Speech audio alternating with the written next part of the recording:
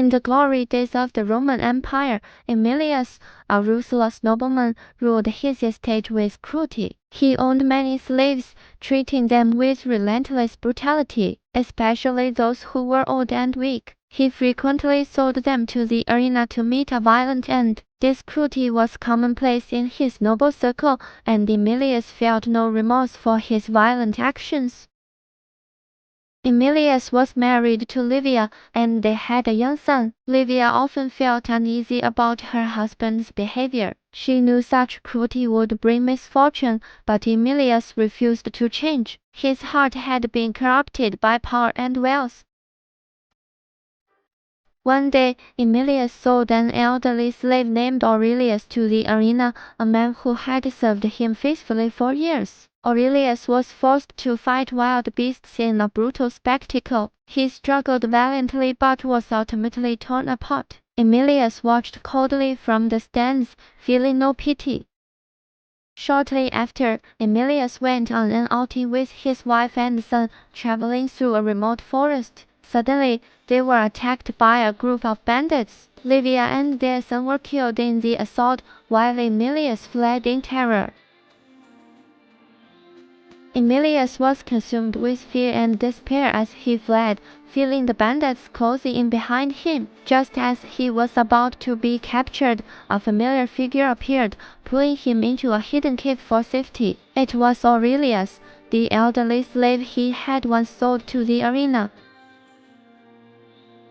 Aemilius stared at Aurelius in disbelief, unable to comprehend that the slave he had mercilessly sent to the arena was now saving his life. Aurelius explained that despite the cruelty he had endured, he chose to forgive, for he believed that forgiveness was the path to true freedom. Aemilius struggled to understand, but Aurelius's words deeply moved him. For years, Aemilius had only cared about his own interests, treating the lives of others as worthless. Now, for the first time, he began to reflect on his actions. He asked Aurelius, "Why did you save me?" Aurelius smiled and replied, "Because everyone deserves a chance to change, even someone like you. I didn't want hatred to destroy me, and I don't want to see it destroy you." In the cave, Aemilius began to recall his past actions. Every slave he had abused, every life he had sent to the arena, weighed heavily on his conscience like a crushing burden. He could no longer ignore his guilt. After days of reflection, Aemilius decided that he could no longer return to his old life. He apologized to Aurelius and vowed to live a life of kindness and justice from now on. He no longer wished to be the ruthless man he once was.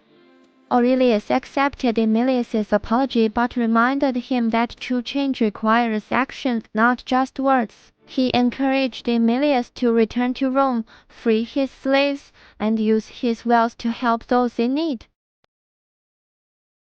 Upon returning to Rome, Aemilius followed Aurelius's advice and freed all his slaves. He also used his wealth to build shelters and help those who, like him, had once been abandoned by society.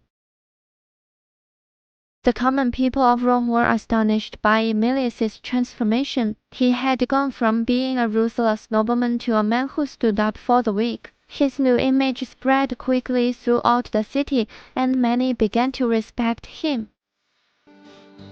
Though Aemilius had changed, he still carried a heavy burden of guilt. He often thought of the slaves he had mistreated and sent to their deaths, especially Aurelius. He began visiting the arena regularly, hoping to catch a glimpse of Aurelius, though with faint hope. The arena was always packed with spectators, and in the center, slaves fought ferocious lions and tigers. This brutal spectacle brought Aemilius face to face with the sins of his past once again.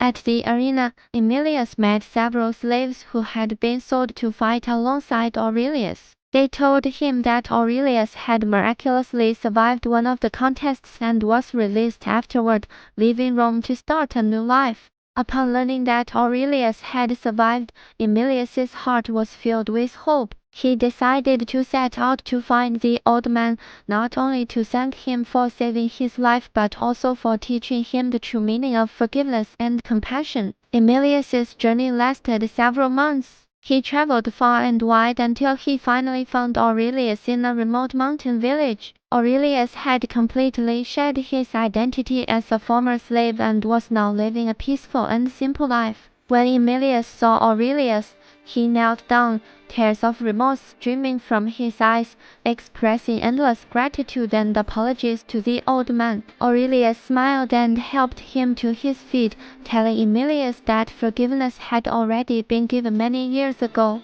Emilius decided to stay in the village and live a peaceful life alongside Aurelius. He no longer desired power or wealth but chose to spend the rest of his days helping those in need, learning kindness and wisdom from Aurelius.